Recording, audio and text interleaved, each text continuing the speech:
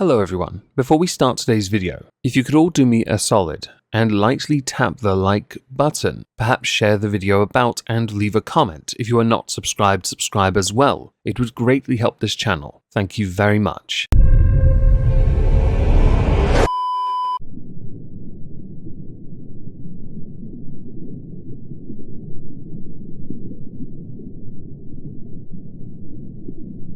Well, isn't this just fantastic? Captain's log. Subdates 220704.1. He finally hits the floor, everyone. The devastation his impact wrought was up there with Warner Brothers and movie franchises, or CERTA. We'll collect data now and assess how best to keep the flabby prick down. Shouldn't be difficult, as he's on his back.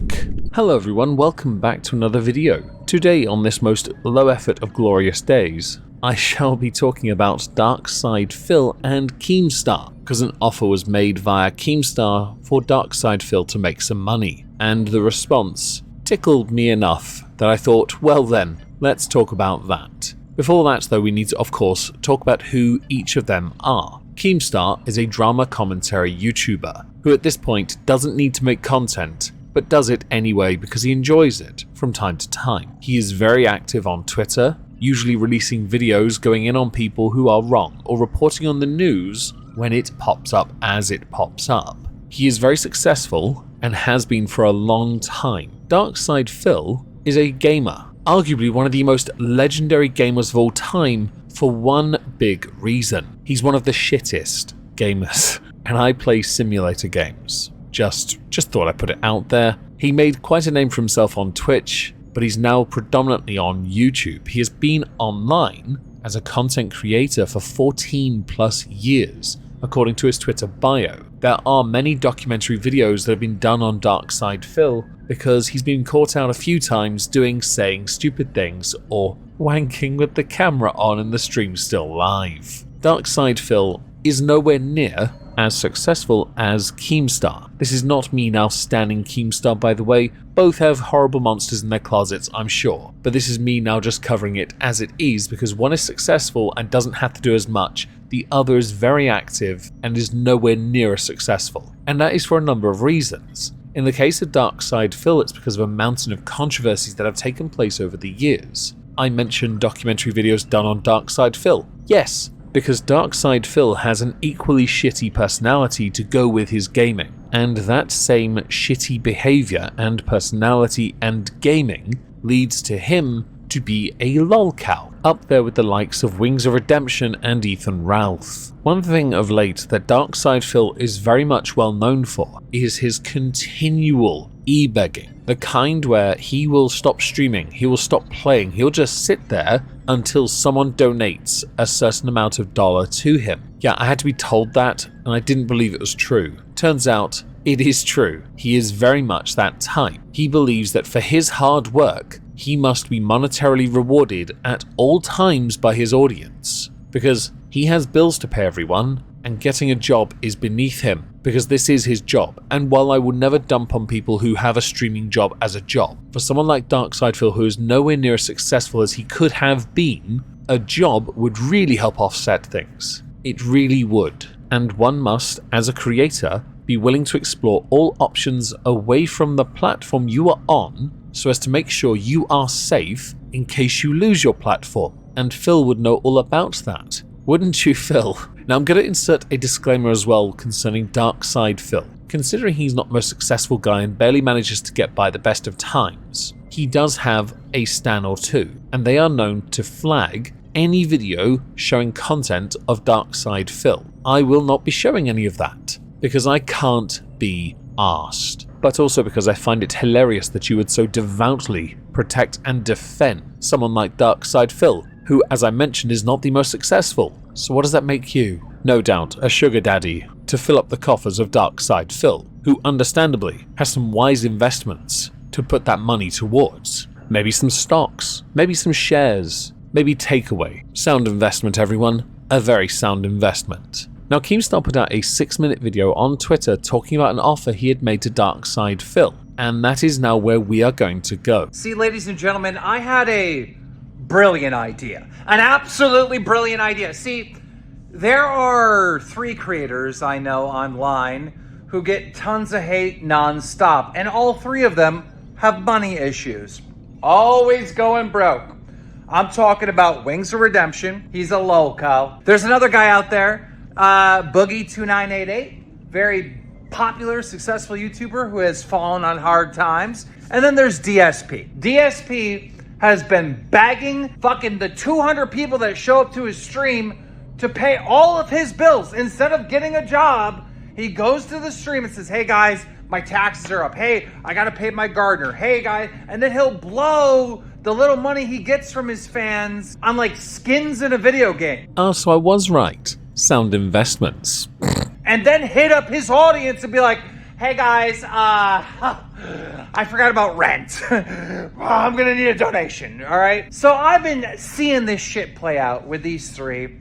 And I said to myself, because you gotta understand, with all of these 3 guys, there is a whole ecosphere of other creators that have YouTube channels dedicated to clipping them, bullying them, making fun of them, right? Yeah, you'd think with these lolcows, a lot of them would actually put the time and effort in to perhaps capitalize on it. Sidemen did it. Not that they're lolcows, but they realized there were many channels that existed that clipped their content. They made channels so they could use those clips themselves and bank it. The same could apply to these lolcows. However, in the case of 2 out of 3, I'm not so sure about Boogie, they really don't have the wit, energy, or concentration to be able to do such a thing, which I think could well benefit them. Their own actions, if they're willing to laugh at them, would in turn just make things a lot more entertaining, but in a more, let's say, wholesome way, as opposed to, oh my god, you're such a moron, I'm now going to laugh at you for the rest of my life. Like, there's this whole industry of people making money off of these guys, but these 3 are struggling. So I was on the phone with Boogie, and I go, Boogie, it's time for you, Wings, and DSP to make some of that money yourselves. You guys are entertaining. Not in the way that you think, like you're all train wrecks, right? But you are entertaining, and you deserve to make money, and you don't deserve to be sitting here begging every fucking stream or every show just to make it from paycheck to paycheck. You guys need to do something to make some money. I got a brilliant idea. Why don't I take the 3 of you, put you on a podcast? We will call it the Lolcow Podcast. Since my preferred podcast at present is on a summer break, I'd listen to this. I really would. I think it'd be very funny for them to go through some of their own stories of what makes them a lolcow and laugh about it with what could be considered in that moment your own peers. So how did Boogie, Wings, and then Phil respond? Boogie goes, you know what, Keem? You got a lot of experience in podcasts. You made millions of dollars in podcasts. I trust you.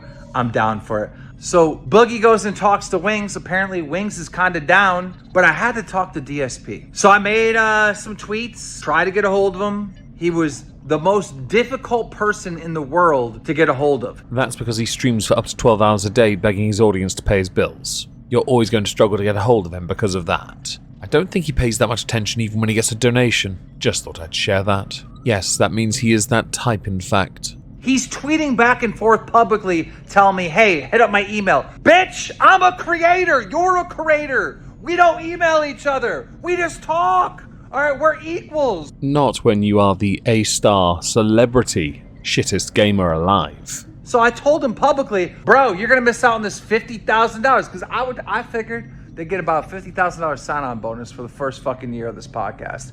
All three of them.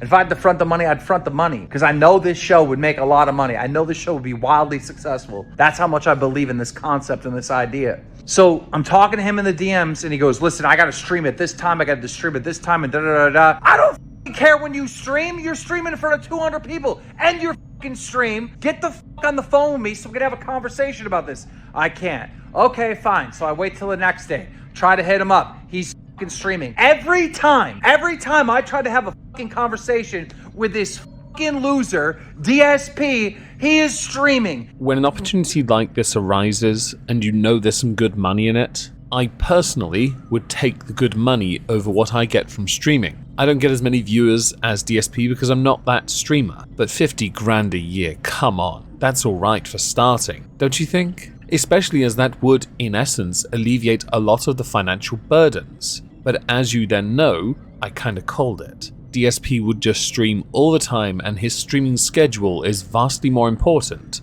So how did DSP respond to this on Twitter? Well, first of all, he turned off all replies. So there are 29 quote retweets, and I did archive that. But DSP replied on Twitter, "Just remember, despite how small of a content creator I am, and the fact I stay in my lane and remain at level 1, I still somehow inexplicably remain living rent-free in so many people's heads, big and small. It's quite remarkable actually. Every mention I get is a win. 29 quote retweets all pointing out you beg for money to pay your own rent. But you talk about how you live rent-free in other people's heads. 50 grand, DSP. You were offered potentially 50 grand to do a show with Boogie and Wings, fellow peers of yours, in a manner that would make you money, and to be honest, would probably show a better side of you. I noticed that Wings was in the middle of the road on this, because he struggles to commit to things like this, but once the money started coming in, you know he'd be there, and then he'd destroy it eventually. Boogie would be there, because Boogie knows better. And then there's DSP. Nah fam, my streaming schedule's better. Now I agree you are a content creator and you are definitely at level 1, but opportunities like this don't come often,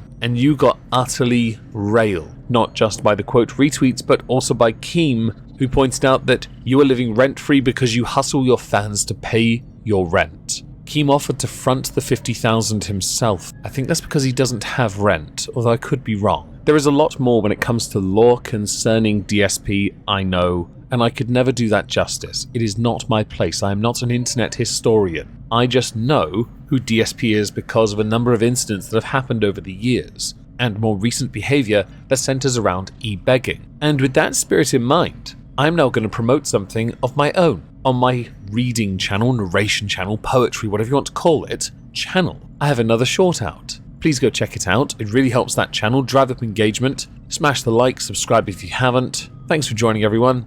This dude is a piece of fucking garbage. If you are watching his shows and you're paying his bills, you're a fucking loser.